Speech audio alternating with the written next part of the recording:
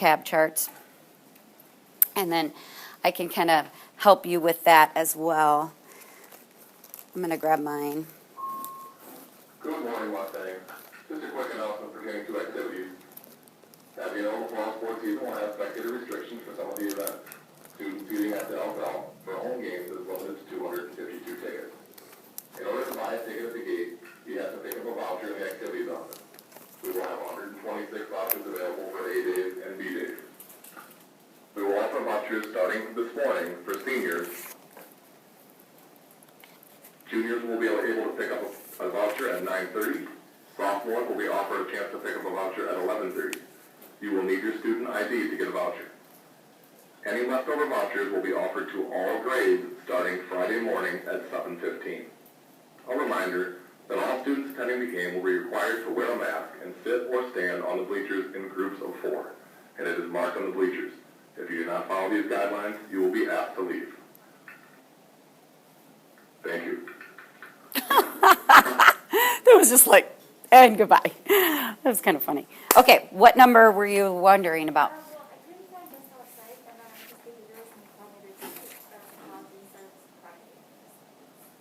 So cognitive psych is cognitive, is the one we're going to talk about today. Yep. Behaviorism is behavioral. Those are two really good questions. I had somebody ask me that yesterday. Any others where you were looking through or you were a little unsure? Okay. So what we did yesterday in class was I started class and we filled out the real world application for structuralism, introspection, and functionalism. And then we rolled right into every student was assigned a particular school of thought. And then I asked them to just take a brief, tell me a little bit about it. Give me some good buzzwords. Tell me about the important people. And then we diagnosed Bluto, and that's where we ended class. So Bluto was on the previous page before the hand. And this is learning target B, compare and contrast the psych perspectives. So on your vocab chart, as it's a working copy, because we don't have time to fill this out for you, if you just want to make a side note, that 4, 5, 6, 7, 8, 9, 10, and 11 are all this learning target. And if you're going to phrase it into a question, this would be a good question. What are the schools of thought and how are they different or the same? I just didn't write the same up there. And yours doesn't have to look exactly like mine. It just has to be in the form of a question. So if you want to later write those in, and last year I had a lot of students say, Miss Horner, do I have to repeat that do I literally have to rewrite this 7 or 10 times? I just told you all those. Are you following me? And I told them, no, you don't. If you already are doing that, you can stop. But if you just give me the first one and then just kind of be like, okay, it's the same, and give me an arrow or those quotation marks showing me that it's the exact same one as you go through, I'm okay with that. As long as you know where it belongs. But to rewrite this 20 different times probably doesn't make a whole lot of sense in time management for yourself. This is falling down on me. So that's our goal for today, that you understand these particular schools of thought and these and how they're different. So this hand might look, my drawings are awful. I really do apologize, but you're going to get them all year. The hand in your book, that's what we want to fill out today. So your goal is to get this completed, to look more condensed like this. So here's my note version. This is what we're going to be doing today. And I will do some writing on the board, but a lot of times I just verbalize it. So this is what yours is going to look like by the end. Your goal is to have a particular school of thought for every finger, including the palm, and then understand who are the important people, what are the differences of them, and how would we diagnose a person like Bluto, who was from Animal House, who was completely crazy. Well, he wasn't crazy, but I apologize. He was a 27-year-old man who was a sophomore in college with a grade point average of 0.0, struggling intensely. So we need to figure out what would each of these schools of thought say about him. So I also mentioned yesterday that schools of thought means the exact same thing as the psychological perspectives. They just use those terms interchangeably. So I'm hoping you did do your homework last night, that you actually chose a particular school of thought, and you can actually talk a little bit with me, okay? Because the thinking process isn't me just regurgitating the correct answer. If you did this, like my students yesterday in class, and you actually tried it, it's a really good way for you to say, oh, I got this wrong, or I got this right, and now she's explaining this, and this makes a heck of a lot more sense. If you're just coming to class and you're just going to get all the information disseminated from myself, you're not doing anything. You're just sitting, okay? So it's important for you to be active at home and try to do some of this stuff as well. So we're going to start with psychoanalytic. The reason why we put it in the hand, all these schools of thought in the hand, isn't because it's some elementary thing. Trust me, I wouldn't do that to you. This particular learning target never goes away. We talk about this learning target all year. Every single chapter we will bring up one of these schools of thought. You are going to need to be able to relate to them. You're going to be able to, you have to understand them. And in 4 months, many of you, when I say, okay, psychoanalytic, what do you guys think? And you're going to be like, I don't remember, right? Because it was 4 months ago. And I'll say, oh, but remember, it's the thumb. And so the hand is going to be an excellent way for you to make a connection of a particular, what does this mean, okay? So I will just, by the end of the year, just holding up my fingers, and you'll be like, oh, that's what that one is. That's what that one is, okay? So it's a helpful memory tool. So on your thumb, this is my thumb, this is my right hand. I know, these look funny. They look like they're the same thing. Psychoanalytic should be on your thumb, okay? Now, what do we know about important people from psychoanalytic? Who is our most important person? Anybody? We got to watch our time, 8:08, okay. Anybody? Okay, I'll just start over here. Mackenzie, who's our most important person for Freud? Ah! Totally, that was a Freudian slip. Yes, Freud is our guy. You want to write his name down. His first name is not Pink. Don't write that down. His first name is Sigmund. You don't need to know first names, you guys.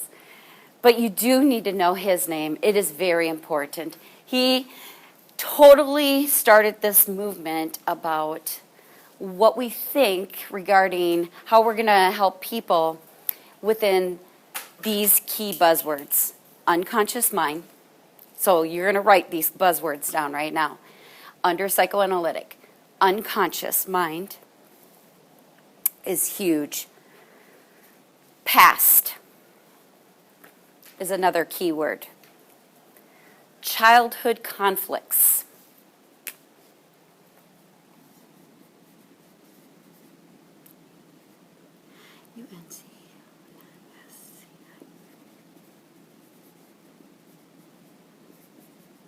Childhood conflicts. Past. Dreams. Sex.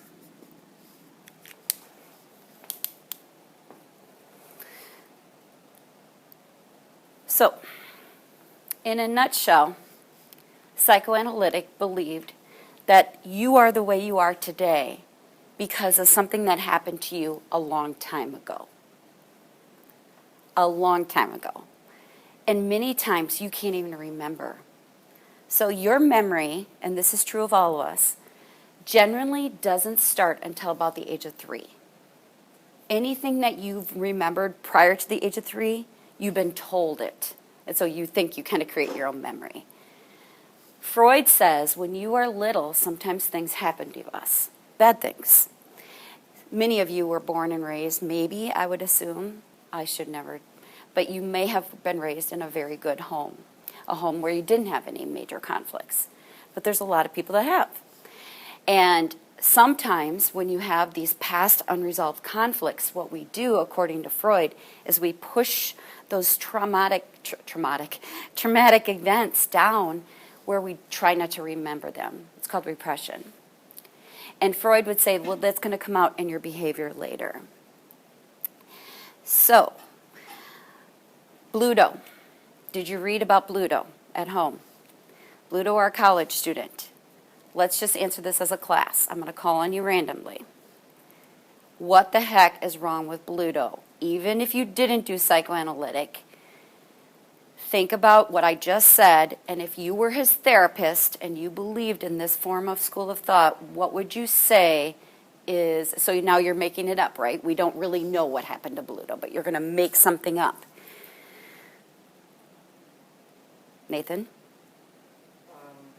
Something would have happened in his past that made him have like a change in attitude later on in life. Okay, so definitely right. You want to say something like, something did happen in his past. Anybody want to expand on that? Is it Mackenzie? Oh, is Turn it. Thank you. he couldn't like suffer from childhood abuse or perhaps like his parents had alcoholism and kind of affected the memories and that's why he's having to do that stuff. Well, if the parents have alcoholism, we have to be cautious with that one because that might go into a different school of thought unless you would say the parents had alcoholism and they abused him, you know, or there was some, like you said, trauma that happened in his past. Yes, that's exactly what I wrote. I wrote, he has some type of conflict, something that has happened in the past. Potentially what Freud would often like to talk about is his mother. And he would often say you had problems with your mother. So if you ever see things like where it's a test question and it has like, this person has an unresolved problem or a conflict from his mother in the past, you know the answer is psychoanalytic. Everybody feel okay about that? So Freud, to be honest with you, is very dated. We do learn about him because he's a part of psych, but many of his thinking and thought processes are very outdated today. Not a lot of people follow him 100%. I don't know of anybody that does 100%. If you guys have ever heard of Freudian slips, where you actually say something but you mean something else, that's what we're talking about. If you've ever heard, or if you've ever watched Big Bang Theory, I've often referenced Sigmund Freud. He's just a very pop culture icon of psych, very much so.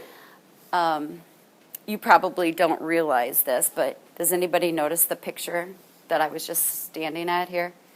Do you notice anything particular about the picture?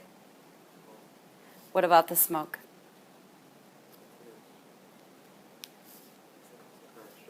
It's in a shape. What kind of shape is it?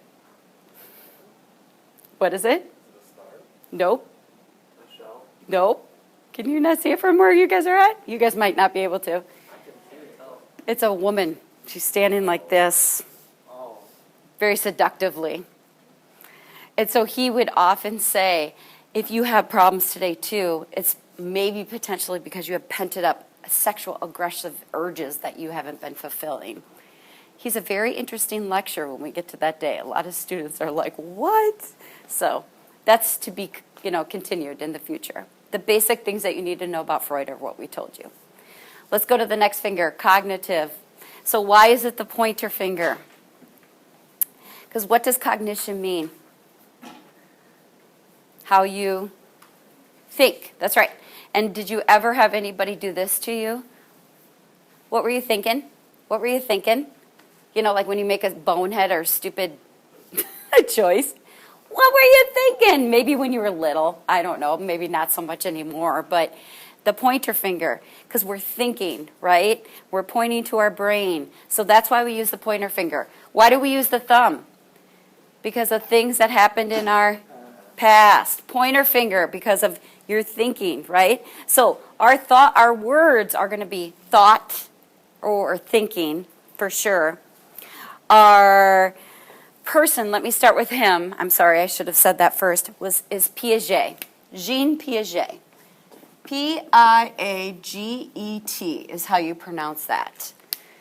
Piaget is his last name. He's a French man, and he's the reason why in the past we've been allowed to bring in little children, and I just don't know if it's going to happen this year. We do it second semester. We never do it first semester. So I'm keeping my fingers crossed that by second semester things will have settled down in the United States and here, that we can actually still do our Kid Day because it's a great day. So we're talking about our thought process. That's really important. And most importantly, we're talking about how your beliefs can lead to irrational, if you want to circle that word, irrational thoughts. Because your belief system can actually spiral you into this story that you manifest, and it can be very untrue. Your perspective is your reality. We're going to talk a lot about that in this class. Nobody can take away that truth, right? But a lot of times what we do is we create these stories that are going on in our mind about things that aren't happening. So let's say you like this guy, and he's in the courtyard, and he doesn't really know you like him so much yet. Just kind of word is out. And he's sitting there talking to some buddies, and you walk by, and then they all start giggling. Your thought process, you have no idea what they said. None. You weren't even close enough to hear them. But your thought process is, what? They're laughing at me. They're talking about me. Is there anything rational about that? Because you don't know if they were talking about you. Do you see how your thoughts can actually, your incorrect thoughts can affect your behaviors? So this is not dealing with the past. Do you see the difference? Freud, something happened to you a long time ago and you're kind of screwed up because of it. Cognitive psychologists say your current state of mind is changing your behaviors because it's an irrational thinking. Now, if you went up to them and they said something terrible and awful to you, that'd be rational. But the fact that you don't know what they said is irrational. So, when we think about your interpretation, that's another word you might want to write down, like your interpretation of how people are, what you're thinking. I could be walking with Emily, and she might be looking at this guy, right? And she might say, oh my God, did you see him? He was totally making fun out of me. That's her interpretation. And it could be irrational. I could say, I didn't see that at all. I didn't even notice that, right? So her interpretation is what's going to lead that to that. What about Bluto? Called on you last time. Peyton, what the heck is going on with him with his irrational thinking? He could be like scared that if he graduates, that like he doesn't know what to expect afterwards, like he's always used to the same thing. I love it. I love it. That's really good. In fact, this is hard to do. Like, none of us in this room are psychologists. So for you to be able to kind of think through that process, that's excellent. I put something very similar, that he's irrational and he's thinking about how lonely he's going to be after college. So he never wants to get out of college because he's fearing that he's going to be a lonely man. Is it true? We don't know that, right? It could be, it might not be, but he's definitely living in a story that he's built up in his mind that doesn't exist in the reality. Make sense? Do you do this in your day? You do this every day. We all do. Every one of us. And can it lead to bad things? Yep, very much so. All right, next one. The middle finger. I hope I'm never offending anybody, but this is an excellent way to remember it. First of all, our person, Skinner. His first name, BF. It's hard for me to write sideways, but Skinner, S-K-I-N-N-E-R. B.F. Skinner is the most important person in this particular area. And the words that you want to remember under B.F. Skinner are learned, reinforcements and punishments. So something has to be learned, something needs to be reinforced and punished. R and P I just wrote up there for you, but you should probably write them down. Watching is another good word. You watch people. You see it. Anybody have any questions about anything so far? Okay, so why is it the middle finger? Because this. You all know what this meaning is. How do you know what this meaning is? Because you've been taught, right? When you were little, I mean way little, did you know what this meaning was? No. Somebody had to show you. Somebody had to say, this finger is a bad finger. You don't want to walk around doing this to people. It could have been this finger, right? But somebody in society said it was this finger. I don't know the history of the middle finger and why it got the bad rap it did. In the middle of the year when you're stuck on behaviorism and you're like, I don't remember what it is, I'm going to go like this to you and I'm going to flip you off, right? So don't take it personally. It means what it is. Okay, I learned it, and that's how this school of thought definitely works. So we've got Bluto. Now it's looking at you guys. It doesn't know where I'm at. Come here. I'm over here, computer. Hello. What do you think? We did you guys last time over here. Andrew? You probably the one. I'm not really sure. Well, think a little bit about what Alyssa said earlier, and I said, oh, that might come up later. Yeah. Do you remember what she said? Parents may have been big drinkers. Maybe he grew up watching them drink all the time. They not or like he like learned at a young age to do that. Yeah, definitely. And do you guys, would you guys agree with me that there's some reinforcement there? What could be some reinforcement through drinking? Your behaviors change, you loosen up a little bit, you become more fun. I'm not saying any of you have engaged, and maybe you have or whatever, but at least you've watched enough TV, and seen enough society, right? Maybe he is the coolest kid, right? He's totally being reinforced that way. So do you see the difference? This is my key. Do not leave here without, we've got Bluto here. Something crazy happened in his past, right? He had some traumatic experience, and he's carrying that through. Here, he's got an irrational thought about leaving college. Here, he was taught to party. He learned it. He grew up in an environment where his home life, that's all he ever saw. Can you see clearly how they're so different? Good? Moving on. Sorry, I don't mean to push us, but I keep watching that dang clock. All right, this yellow line, which I know is hard for you guys to see because you can't see yellow, represents this. That's my ring. That's my ring. That's right. And why do I have a ring on that finger? Because I'm married. And what does the marriage represent? Together. More. Keep going. Yeah. Just one word. Okay, I wasn't thinking that either. I love you guys. Love. Love. Love. I love. Oh, the big word that you need to know. Okay, the guy or person, if you are kind of keeping things straight, like, I don't know, if you noticed, a big color coder.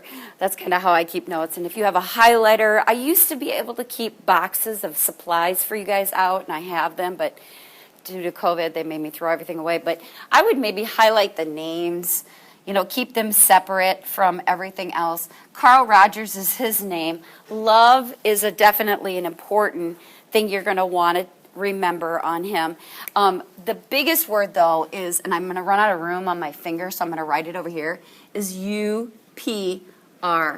And what this stands for is this, and you need to know this: unconditional. Anybody want to help me? Positive. No, but you're close. Regard. UPR. You're going to hear about this quite a bit throughout the year. What does this mean? Carl Rogers says that according to humanist, you behave the way you do depending on if you have a full support system. Now, let's not confuse this that I need 50,000 people that support me and love me. How many people, according to Rogers, do you need that support and love you? You bet, girlfriend. One. One sincere person that will love you no matter what. No matter if you come home tonight and say, Mom, I'm dropping out of high school. Could she be pissed off at you and angry at you? Sorry, I didn't mean to swear. And I'm even on camera. Good God. Could she be angry at you? Yeah, I would be very angry with my child if they were in high school and said, I'm dropping out. But when the storm calms and everything else, would she still through the layers love you unconditionally? Only you can answer that. So unconditional means they love you whether you succeed or fail. And I'm talking in failing in the worst way, like worst way possible. Not just, oh my God, I got a B on a test or, like really failed. So Carl Rogers says you need to surround yourself, and the more people you have in your life that do that love you unconditionally, the more support you have, the more trust you can have in yourself, because I cannot love myself if somebody else doesn't love me as well. Right? That's his motto. So the ring finger, because you need to be loved. Okay? You need that support. You need to be surrounded by that support. So that's why we use the ring finger. What's going on with Bluto? We just were at Peyton, I think. Were you our last one? So we're back over here to Justin. Might not feel like he's got someone in his life that will love him unconditionally, so I guess he's building a motivation or something to really succeed. Yeah, definitely. He has nobody at home that loved him. He never ever did. He doesn't even have friends that love him. They just like to party with him. They use him. He doesn't feel that.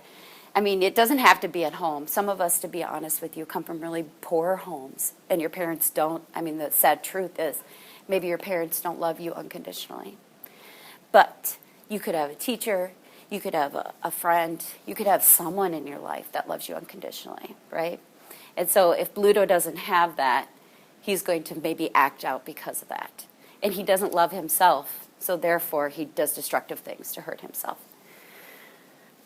Good? Moving on? You guys, you got to keep talking to me. Yeah, that was it. I just want to make sure.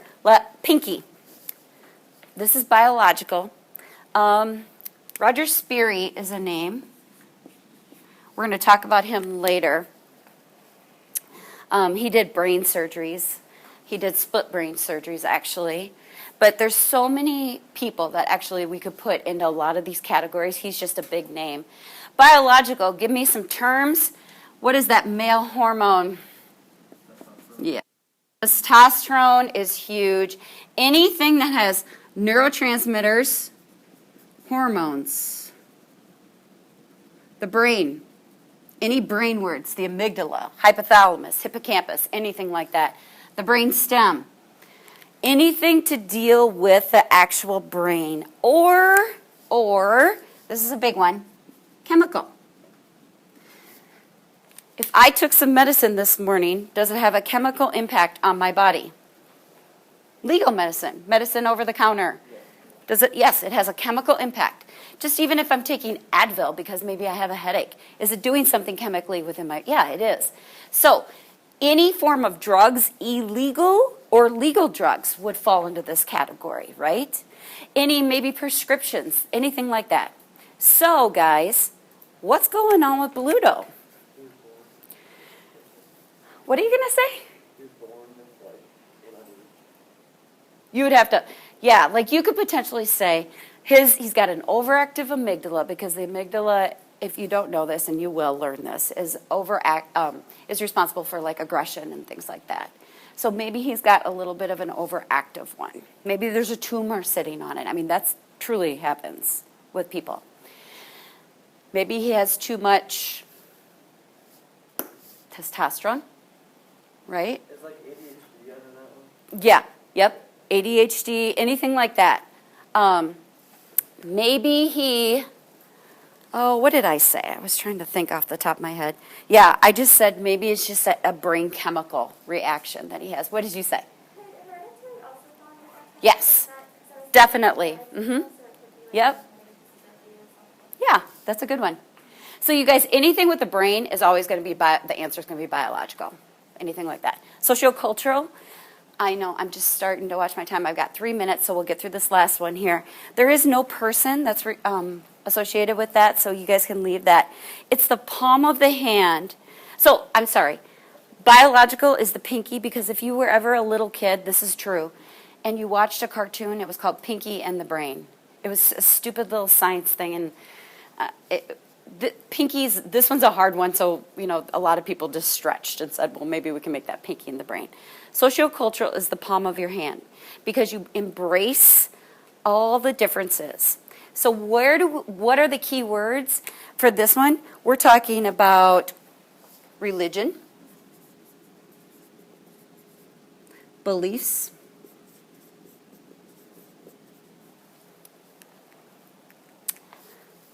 social norms,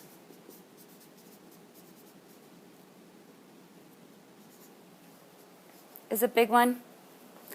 Peers.